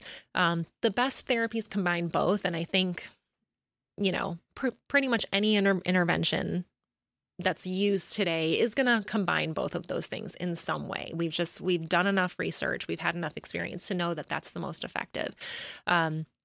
So with all that said, having a really strong focus on keeping yourself physically healthy is going to help you adapt to, whatever type of traumatic experience or stressful experience that you encounter. So we talk about that recovery period. If you're in good physical health, you're going to have a much better outcome getting through that recovery period than you will if you're in poor physical health. So what that means is obviously all the basics, go to the doctor. If you're on medication, take your medication, have a good diet, be active, include movement in every day, have a way to kind of, whether it's through jiu-jitsu or whatever it is, have something that's challenging, not just, going for a walk can obviously be challenging. And if you're rucking or something like that, that includes that challenge. But I don't do jiu-jitsu, but obviously, talking to Dan about it, and now our kids are doing it. Jiu-jitsu forces you to be in an uncomfortable and sometimes scary situation and have to push through it, right? So there are a lot of physical benefits, obviously, and technique that you're learning and all of that, but you're also learning how to adapt to a difficult situation. So that's not only how our muscles adapt, but that's how our minds adapt too, right? Your body doesn't know how many pounds you're lifting, right? All it knows is that it's under tension and that it has to adapt. And our brains are the same way. So I saw you did a study on being a firefighter spouse. What is your experience of being a firefighter spouse? That was my master's thesis. Actually, that was something I didn't look at for years and years. Because if anyone listening has ever written a thesis or a dissertation, you know exactly what I'm talking about. But I had the privilege of interviewing some other women about their experiences, which was really cool. But part of the type of research that I did was I actually wrote about my own experience. So it's with qualitative research, we're not talking about stats. We're not doing numbers. That's quantitative research. This was a qualitative study. So what I did was I integrated my experience in with the other women that I interviewed, and it was all anonymous. So that was something that was kind of interesting about that study that you're speaking to. But my experience has been, I mean, it's multifaceted, right? I mean, I grew up in a very tight-knit family. I was never, ever alone, right? So I was always, when I went to college, I had roommates, I had friends that I lived with in a house and things like that. Went home, I went right back to my parents' house, because when you're a really good Middle Eastern girl, that's what you do. You don't live on your own. And so I was never alone. So when we got married and all of a sudden I'd have these nights where I'm just by myself, it was cool sometimes, right? To just have that space, but it was weird, right? I didn't always feel safe. I lived in an extremely safe area, but I didn't always feel safe. So that was an adjustment for me, is just, I would always joke that if anything really crappy is going to happen at home, it is always going to happen on a shift. Like the dog, killed a squirrel. And of course that happened on his shift. So I'd call my brother over to help me clean up this mess and figure out how to get the dog to stop smelling like dead animal. But that's also something that has made me stronger, just being able to handle those things. So things changed when we had kids, because then it was a totally different experience. It's not just me and the dog, it's me and the dog and these two babies. And Dan actually was able to, this is another thing that I love about his work, is that he can, again, take off a shift and he can be home, or, a series of shifts. He can take a swing off, which was 3 work days, and he could be home for 2 weeks. Which sometimes it's okay, you need to go back to I'm ready to go back. By day 11, I'm ready to go back. Yeah. Right. Need some normalcy. Yeah. But at that time, after we had the twins, it was great that he could be home. I took a month off. Yeah, he took a month off. Most dads can't take a month off of work. Right. And I feel like in I had the year that I've benefit. known It was you, awesome. year and a half I've known you, you've taken multiple entire months off. No. Not entire months. Close. 2 weeks at a time, yes. Yes. I'm on one right now. I go back tomorrow, unfortunately. But yeah. Yeah. Yeah. Someone's got to do it. That's one of the benefits, right? So as a spouse, I know that you're griping about it, but at the same time, for me as a spouse, that's something that is, yes, jealous, probably a little bit of green at me there. Break them down. That's right. Right. That's something that has been a real blessing. Now, at the same time, we've had Christmases apart and every other holiday and things like that. And it's funny because he'll always take my birthday off. And I'm like, I don't care about my birthday. I'm like, take this other more important day off, because he can pick his schedule at the beginning of the year. So there's always that, I have a cousin who, whenever Dan is off work, he's always like, you never work. But when he's working on a holiday, he's like, why does he have to work today? He's like, he's like, why is he always working during these events? Does he not like us? So it's really kind of, I feel like the most annoying part, I would say, is dealing with other people's questions and assumptions and things like that. So getting on a podcast. Right. So annoying. Which is fine. Well, people are listening. I don't have to deal with, well, maybe you guys will read what they say, but, but it's really something that I never pictured for myself. It's like growing up, in my culture, it's expected that I would marry someone from my culture, right? Marrying a super white firefighter wasn't in the plan. It was not in the plan. But also, as with, I think, a lot of other immigrant families, part of that experience is really trying to keep yourself safe and establish yourself in a foreign culture, right? And part of that is making sure that you are financially stable, making sure, that you are making a place for yourself in a new culture. So I really kind of absorbed that from my parents growing up, right? I remember that my dad used to always say, you can do whatever you want, but be the best at it. And I think that's a really lovely thought. This is a very, if anyone else has grown up in Chaldean culture or Middle Eastern culture, you know what I'm talking about. There's a big push to be the best, right? And I think that is a really inspiring idea. But at the same time, you cannot be the best at everything and still keep yourself healthy for the long term. So if I want to be the best parent, I can't necessarily be the best psychologist, right? If I want to be the best psychologist, it's going to be really difficult to be the best parent and the best spouse. So especially, being in a relationship where I don't have my spouse at home every day at 5 o'clock, right? Or 6 o'clock. I don't have every morning to help get, we don't have a consistent routine that we can always go back to, but we adapt to it, right? So being the best is an idea that I've had to kind of let go of. I can be second best, it's like a Ricky Bobby situation, it's like you're not first or last. Right. But there is some nuance there, right? It's not just about being the best in other people's eyes, but it's about being the best that you can be. So I'd really had to let go of other people's perceptions of how our life should be, how we should be moving through our life or parenting our kids, because there's a lot of judgment out there. But the way that we parent our kids, the way that we live our life is going to look a little bit different than other people we know who have a spouse who's home every day, who, is home every weekend, is home for every holiday. So we've definitely learned how to adapt to it, but I think other people's perceptions can be, kind of frustrating sometimes. Yeah. And you had asked what this career has taught me, and just flexibility is part of it. Like, you have to adapt. You can't be so set in stone in whatever it is you're doing or trying to achieve. Things are going to pop up that you just have to adapt. Your first 3 plans of attack may not work. All right, go with the next one, and that's okay. We're trying to teach that to the kids. Like, things are going to change. You just got to adapt and overcome. That's it. Sounds like a jiu-jitsu. A lesson from the mat, Mike. Lesson from the mat. There you go. It's the concept of the OODA loop. There you go. Right? Yep. No doubt.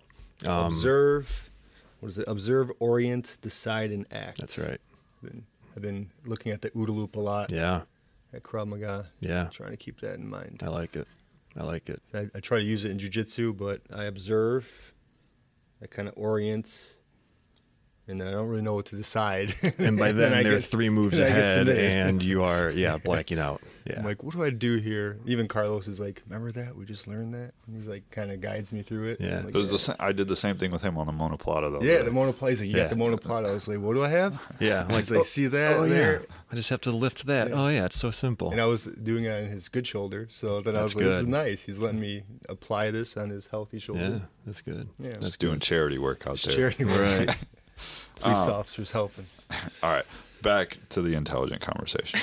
Christine, what should loved ones look out for, and what are some red flags that first responder loved ones should look out for?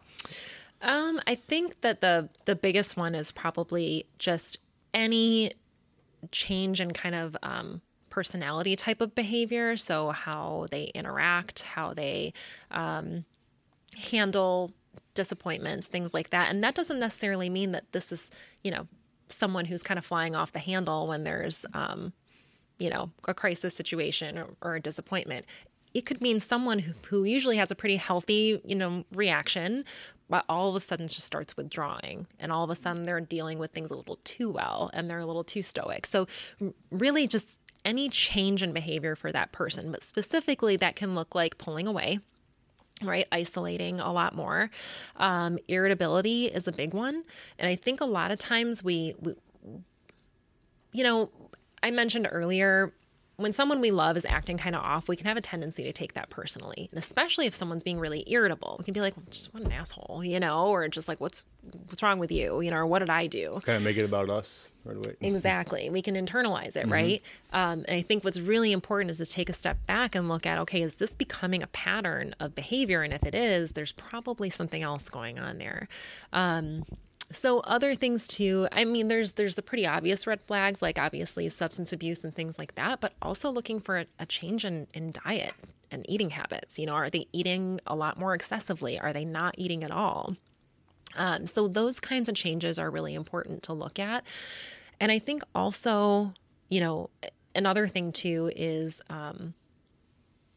if it's someone who talks about their work a whole lot, are they talking about work? Are they talking about increased occupational stressors and things like that? One of the things that Dan and I were talking about the other day is when people think about first responder mental health or even military or veteran mental health, the focus is all on the trauma. That's a really important focus, and it's something really important to be informed about and aware of. But there are so many other occupational stressors that are involved. I mean, this is a government organization. Government organizations Politics.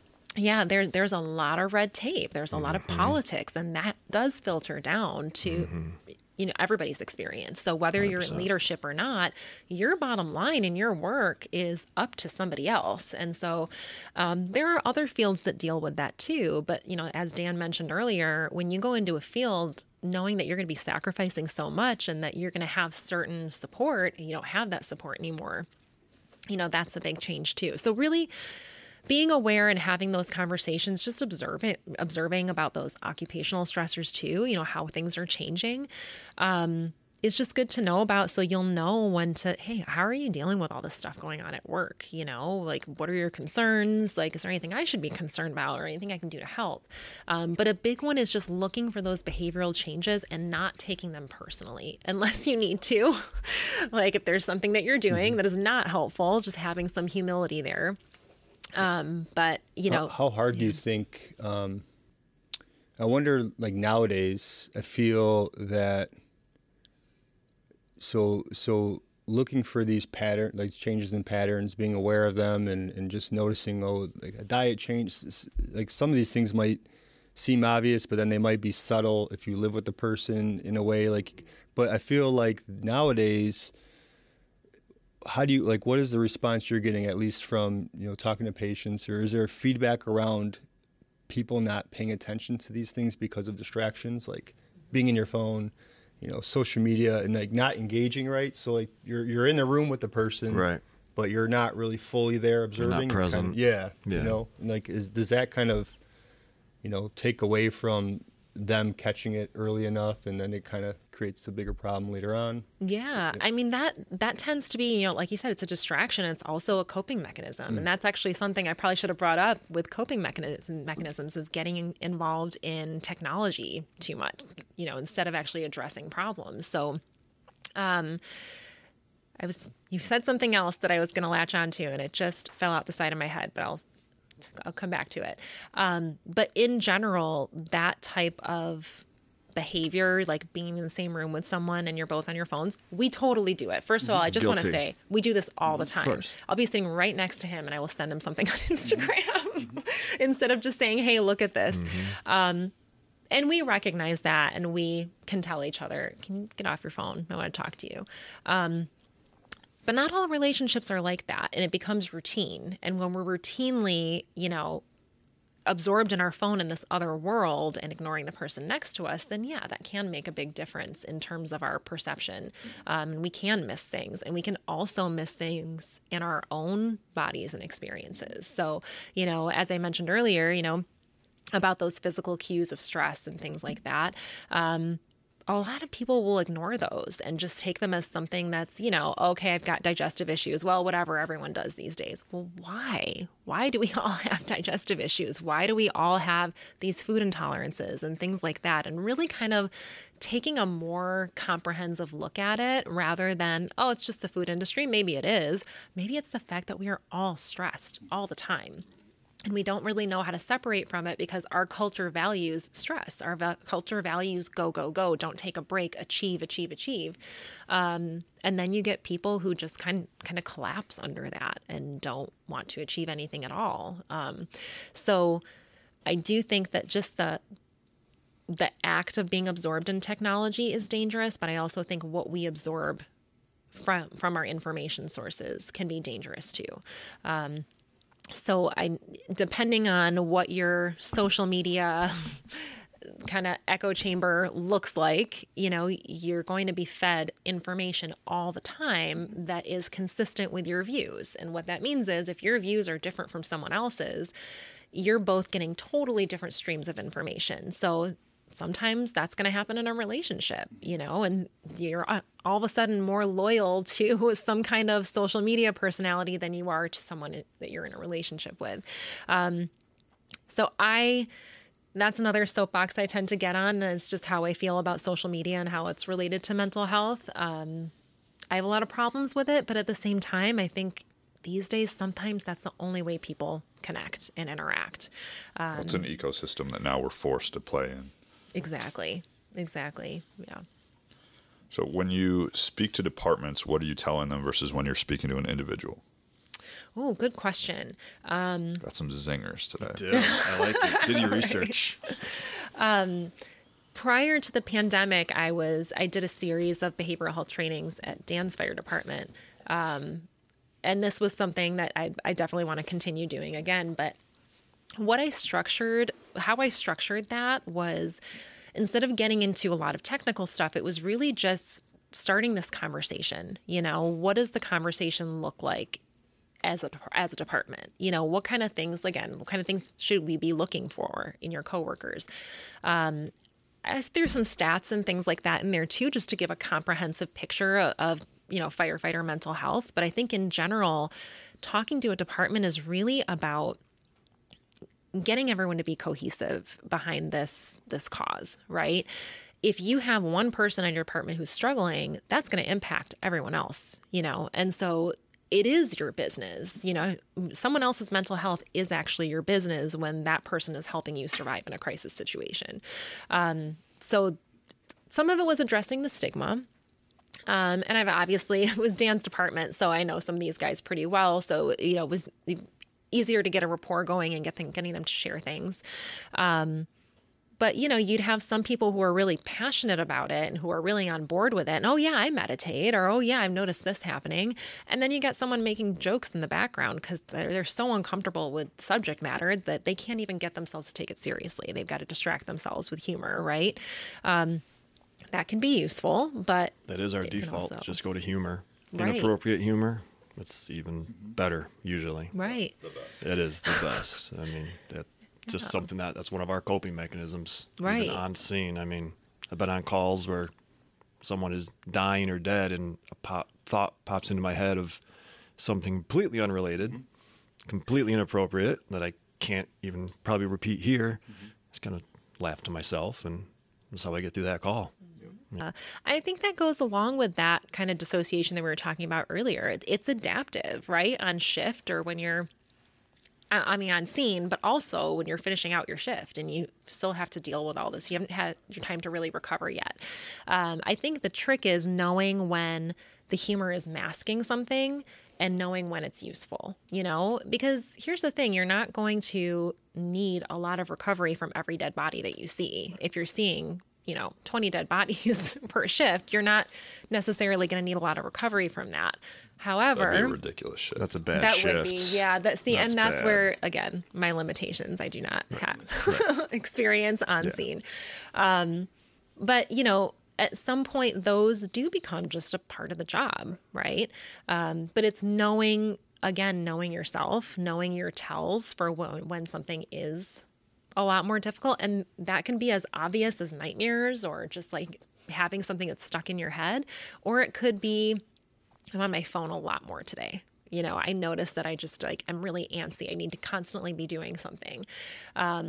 Humor can get you through that when you need to, but it's not going to make it go away, and it's not going to resolve it or help you process it. So it's just figuring out when that's useful and adaptive and when it's not. Because you're right, it is a big part of, actually, someone I went to school with did their dissertation on, I think it was paramedics and the use of dark humor as like a coping mechanism. And that was the result, is that it is really useful. And at the same time, you don't even need to do a study for that. I can tell you the answer. Right. I can tell well, you now right it's enshrined in the literature. So, yeah, I don't remember the original question. I'm sorry. You're training at departments. As I say, you also brought up like resilience training. Yeah. And how far that can go and how beneficial that can be. Right. So the type of training I did was more kind of mental health awareness, and here are the resources that are available. Here's what you have within your department. Here are some national resources and things like that. But there's actually been some recent studies and clinical trials about using mindfulness practices and mindfulness training for first responders to see how, I mean, it's difficult without doing like a longitudinal study to see exactly how that's going to impact them in the long term, but looking at how that improves, depression symptoms, anxiety symptoms, trauma-related experiences and things like that. And the results so far are very promising. So that is something that I would like to see more departments do, is we call it resilience training. That's another thing too, is the language that we use has to be, adaptable to the fire or law enforcement culture. So if I come in and say, we're going to talk about mindfulness today, that's going to be received a little bit differently than if I come in and I'm going to say, we're going to my steak. Right. But if I come in and say, we're going to be working on, I'm just throwing something out there, tactical stress relief or whatever throw it the word is. tactical in front of it. They'll love it. Boy. Right? Exactly. Settle down. Settle down. Firefighter guys get all stimulated. Yeah. But it really, it makes a difference, right? I mean, with the every worst. patient I sit with, I have to get buy-in. If I'm going to Yep. be able to help them. Buy-in's huge, right? Yeah. Exactly. Yeah. And that's sometimes I have to kind of switch my thinking around or my language around in order to get that. So, if I say, adaptive emotional regulation strategies is going to be received a lot differently than if I say like meditation or mindfulness or relaxation. Those things all might be included, but the way that it's packaged is going to be received differently. Yeah, that's why I love what you said about the meditation, earlier. It's just something, because that alone has so many people are always like, especially nowadays, people are trying to incorporate meditation. And then what does it look like? What do I have to do? I can't stop these thoughts. I don't know. And then you get all these different opinions on how you need to approach it. Like I was talking to Dan a little bit ago at the gym, and we're just like, sometimes you just like, don't forget all of that. Sit there and just try to just focus on your breath and just try to witness, try to be there. And your thoughts are not going to stop, especially in the beginning. And then getting to a place of like no mind or no thoughts, that's like what every yogis aspire. Those are like, and those are seconds. You're not really there, like that's not the ultimate point in my opinion of meditation, right? It's just trying to not attach to your thoughts, being a witness and an observer, and just trying to see like kind of what's going on inside, and then just letting them pass, instead of like suppressing them down, right? But I like that, because a lot of people, when you talk about meditation, they kind of think, a little woo-woo or a little bit, this is maybe a little more spiritual than I want to do, think about doing, or whatever the case, the stigma is around that. And it's just like, no, just focus on your breath and just try to just witness things, and just try, even if you attach to the thought, just come back to the breath and just make it as simple as that, instead of trying to like empty your mind, because that's, that's tough. Tough. And I don't think that's like the whole point of it either. Right. Right. And it is developing that distress tolerance, right? Being able to recognize that you're distressed, that you have body systems that are activating right now in response to some kind of stressor, and being able to withstand that. And like you said, kind of sit with it.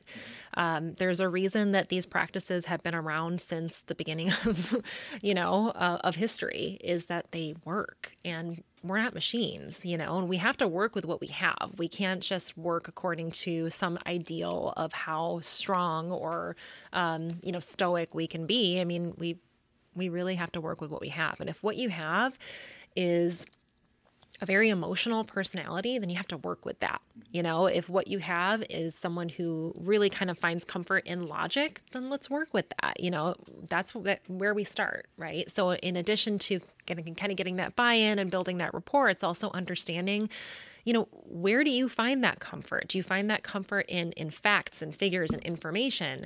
Or do you find that comfort in relationships? Do you find that? And for some people, there's a lot of overlap there, but it's going to look a little different for everyone. But whenever I teach, like if I'm doing groups and I teach about mindfulness and those kind of strategies, I always tell people, and it's true, I love talking about mindfulness because I really suck at it. Like I'm not good at it in terms of my everyday life. It's something I have to work at all the time, and not just formal mindfulness practices, but actually just moving through life mindfully, putting the phone down, acknowledging that a situation is really sucky and that's okay. And I can move through it, or acknowledging that, oh, wow, that thing that happened was really embarrassing, but okay, I can move through that, So yeah, I think that's a really important thing that we need to keep in mind, is that it is a practice. It's not something that's not a skill that you just learn and it's just, like riding a bike. It's like, well, no, it's everyday work, So yeah, I'm glad to hear that, the meditation and the mindfulness piece of it is well received, because not everyone does receive that very well. You're pretty well read and practiced on meditation, Mike. Like, would you ever incorporate that into this podcast, like lead a meditation? Have like an episode just a guided meditation. Guided meditation. That's something, I don't know. Just throwing an idea out there. I would love Carlos's voice to guide us through meditation. I gotta put the script for him. Yeah, or get him practice it up and then have him do it. Yeah, if Mike writes the script, maybe I'll read it. That is a good, even beginning meditation, guided meditations are great though. Yeah. In the beginning, because then you just don't have to like think about what you're trying to do here, and just listen to the person. Am I doing it right? Am I doing it wrong? Yeah, you gotta let that go. And that's still going to naturally come through. Sure. But that's just part of being. That's the human nature too. Sure. Like to have those thoughts and Right. Right. But yeah, guided meditations are great. Yeah, we should. We'll have Carlos get on there. There we go. Incorporate. There you go. We'll I see. like that idea. All right, redirecting. I've only got one more question. I'm sure this is the case for firefighters, but what do you think about people only having friends that are within that same? So, for example, firefighters only hang out with firefighters, cops only hang out with cops. I'm sure EMS people pretty much only hang out with cops, firefighters, or like nurses or something. So, what do you think about never really having the opportunity to, or at least not even not having the opportunity, but just choosing not to hang out with people outside of your profession because of the misconception that, oh, they're not going to understand me, I'm not going to hang out with them because I've got nothing in common with them. What do you think about that in terms of the effects on mental health? I think it's not necessarily a bad thing, right? So if you have people in your profession that you connect with really well, and where these are healthy relationships, I think that can be great. There is a difference though between, choosing not to interact with certain people because of that reason, and just not, like you said, really kind of having that opportunity. Like maybe just people in your family are in the same profession. So when you're at home and when you're at work, you're talking about the same kind of environment. I do think that can be difficult. I mean, it's like any other kind of social circle, right? When you're only within your own cohort all the time, then you go to a party or you go to an event with your spouse and you're like a fish out of water and you don't know how to communicate. So from more of kind of a social functioning perspective, it is good to just have those different, friend groups or social groups. I will say though, if you don't have that tight relationship with people that you work with or people who are in the same field as you, don't look for that support in other social circles, right? Because you're not going to get it. So it's just knowing the function of these different social relationships, right? So if you need to process with someone or to decompress, you're more likely to get benefit out of that from a mental health perspective if you're doing that with people who do share those experiences with you. But it also can be really useful to get out and be with a different group where you're not going to hear a thing about work. That's what I was going to ask. Like, Yeah. do you think it's sometimes helpful to just say, I need to get away from all that? 100%. Yeah. Right. Yeah. So it's just knowing what the functionality is for all of those different social relationships. And I just realized that phrasing it that way might sound like you're using people. And I don't mean it that way, but don't we all kind of use each other, right? For support, for I definitely use Dan. you know, yes, I do know about this in a very detailed way. It's mutual. So let me show you what Carlos did to me today. She just rolls her eyes. Oh, God. But we rely on each other, right? We're social creatures. And I do think that diversifying who you spend time with can be really useful. But I also think that if you are functioning really well and you're getting a good benefit and a good variety of support and conversation and things like that from people who are also in your field, and that's fulfilling everything you need, that's not necessarily a bad thing. No, it's important. It's like, what do I need today to be the best person I can be today, right? From moment to moment to moment, like, what can I do? And I think by allowing that to happen, then you're able to be a better person to other people, right? A better human being. And then, because like, if Dan's not right or not, feeling right and just showing up the best way he can, then, obviously that might affect the kids. Yeah. Might affect you, right? So then if he's able to say, okay, what do I need right now? And if it's like, let me just go to jujitsu today or whatever it is, then he comes back feeling refreshed, then he's better, right, to contribute. So it's like it's like the individual, like, what does that person need? And to your, might look different for each person. Yeah.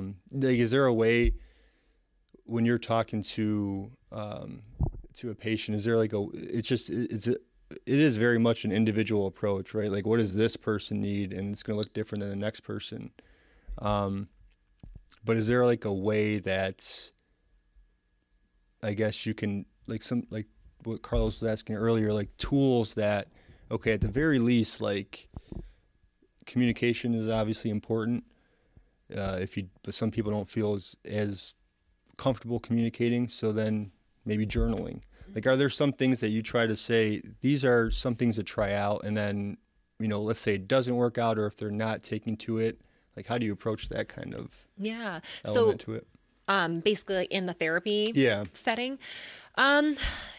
This is one of the things I think every therapist kind of wrestles with sometimes is you have all these tools, right? And you have all these things that you're experienced in and that work. And yet you have a patient who is just not really engaged in it and not wanting to do it.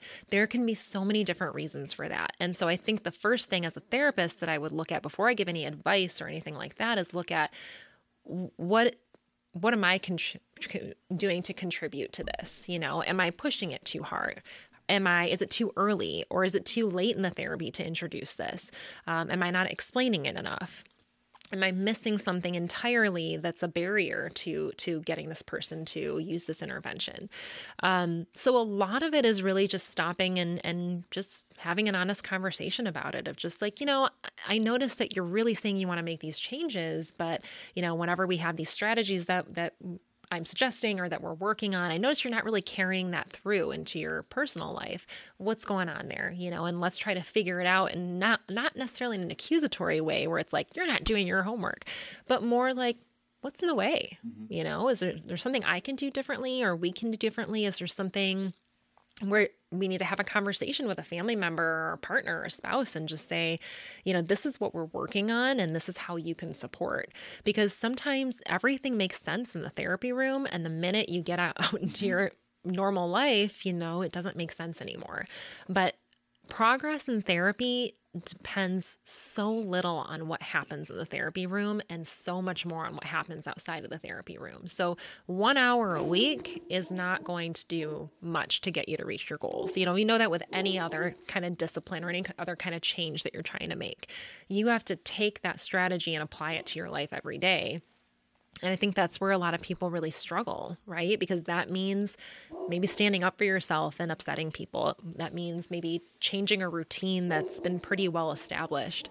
So I think addressing those kinds of conflicts too is really important. But sometimes you can be a great therapist and you can have a ton of experience, and for some reason or another, the relationship doesn't work. And I think it's really important. Exactly. It's not a good fit. So if it's not a good fit, that doesn't necessarily mean it's someone's fault. Oh, man. There's a little sibling dispute over here. It doesn't necessarily mean that someone's doing something wrong, right? It might just mean that for some reason or another, these two personalities don't mesh.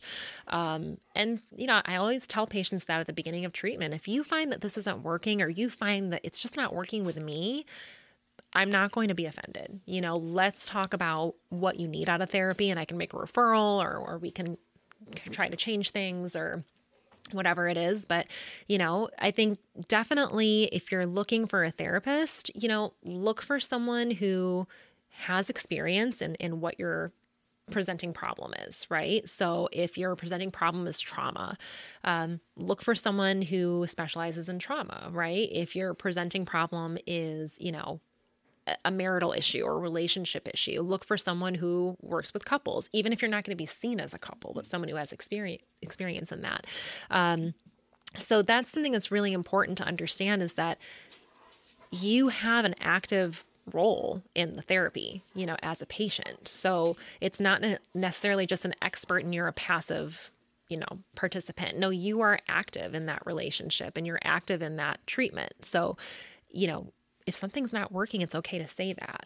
And that's kind of part of the work too, just addressing those things head on instead of shying away from those difficult conversations like so many of us do. So that's one way that therapy can be adaptive in terms of outside relationships too. If you can have that hard conversation in the therapy room and learn that, oh, okay, that actually wasn't as scary as I thought it was. Maybe you can have that kind of hard conversation with, a coworker or a spouse or a friend.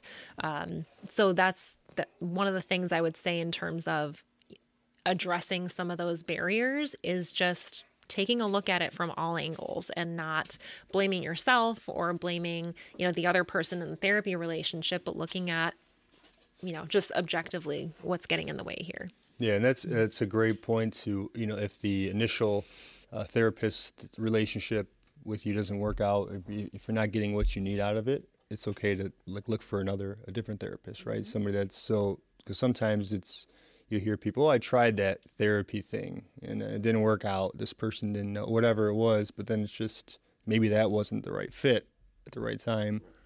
So it's good that it's like, if that doesn't work out, still look for somebody that could, help you potentially. There's a lot of people out there, so that's good to let people know, it's not always going to just, this is the first perfect fit from the get-go, but yeah. And that's, ideally, you have a therapist who can pivot, right? So early on in training, you're really encouraged to just kind of choose a certain theoretical orientation and type of intervention to really specialize in. And I think that's, they didn't like that.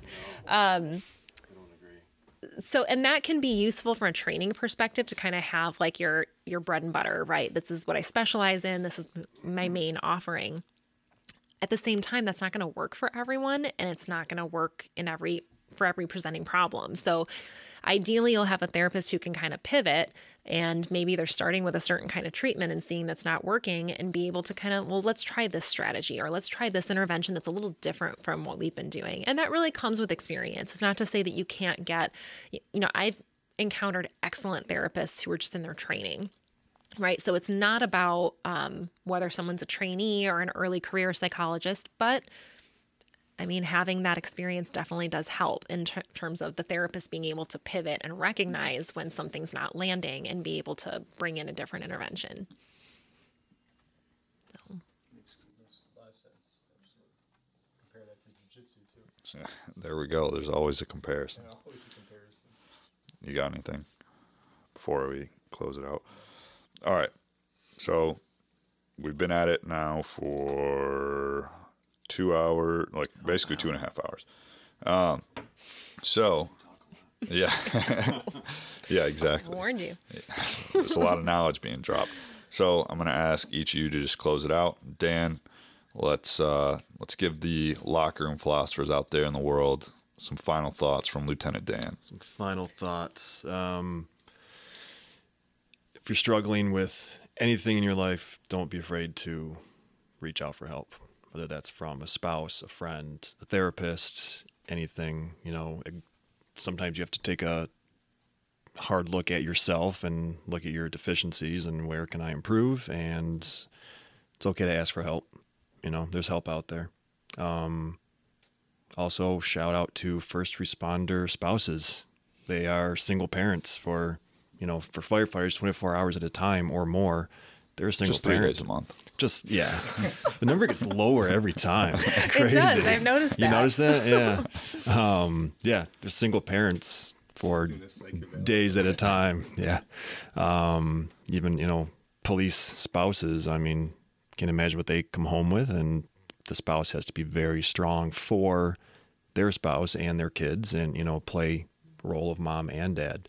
So a good spouse is very helpful. So. Thanks. Yeah, thank you. All right. This one's going to be part of the promo video. So give us the fun. We don't need Dan doing promo videos.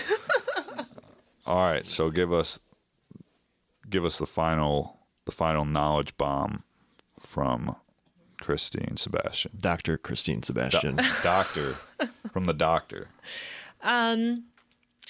We covered a lot, so it's really hard to kind of encapsulate that in one statement. But I think in general, and this applies to first responders, anyone seeking mental health treatment, is just really understanding that we're not there to hold your hand and tell you everything's going to be okay. We're there to help you move through difficult situations. So comfort and progress do not coexist.